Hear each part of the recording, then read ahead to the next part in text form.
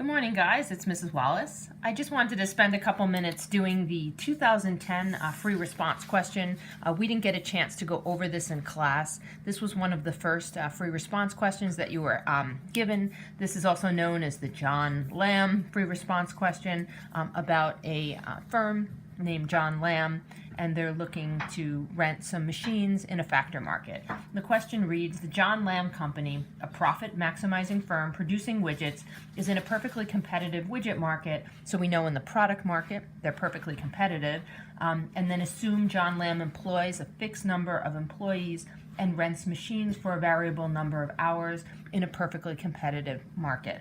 So the machine rentals will be the factor market, and the first thing we're asked to do in part A is to do some side-by-side graphs of the factor market. Okay, so we know we have a demand curve, which is the demand for the machines, the supply of the machines, and we also have the price. And because this isn't the labor market, but is a market for machines, we're going to have the price as a rental price, and that's how we're asked to label it on the AP question.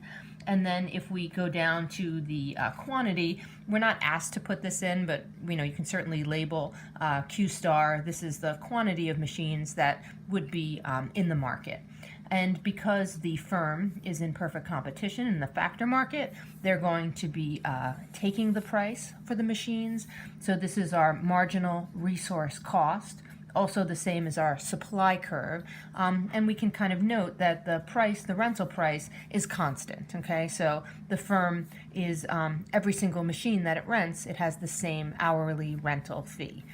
The other piece that we need to put for the firm is that downward sloping marginal revenue product curve. For every single machine that the firm rents, how much additional revenue will each machine grant them? And where we see the intersection of MRC equals MRP, that tells us the quantity of machines that the firm should actually rent. Okay, and so we're asked to label that as Q1.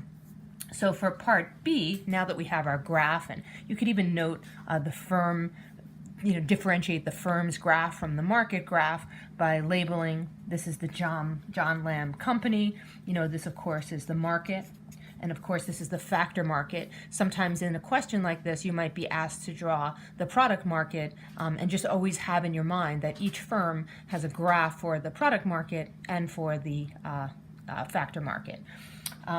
Assume that the popularity of widgets declined, decreasing the demand for widgets, okay? And that demand shift would be happening in the product market on a graph that's not necessarily this, but the perfectly competitive product market. But once the demand for the product goes down, something I know that would happen is the price of the widget would actually go down, and that's going to affect my MRP. Because this MRP, the marginal revenue product curve, is really, this is derived demand, right? The demand for the factor market resource is really connected to the demand for the widget. So if the demand for the widgets is going down in the product market and the price of the widgets is decreasing, I know I'm going to see a decrease in demand here, okay? And ultimately, that's also going to lead to a new kind of quantity in the labor in the factor market. Okay.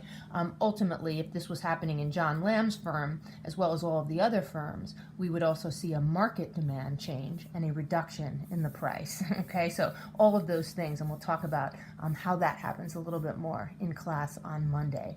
But the question that we're asked in B, if you have this reduction in demand, what happens to the marginal product curve for machine hours? And nothing changes to the marginal product data. It stays the same. And the reason for that is marginal product has to do with how many widgets a machine actually makes, and each machine is still making the same quantity as before. Regardless of that shift in demand, there's no change. It's the part of the marginal revenue product that's not changing. However, something is changing, and it actually is the price of the product. The price of the widget is decreasing because the demand for the widget has gone down, so the MRP is affected by that. This MRP is comprised of the marginal product times the price of the actual product in the product market. So the MRP would actually be decreasing, would be decreased, okay? So for C, And the reason that so to go back to B, the reason that the MRP would be decreased, you would have to note the product price would be decreased as a result of the shift in demand in the product market, okay? And that's really important to note. And so MRP is the marginal product times the price, and this is the thing that would be going down.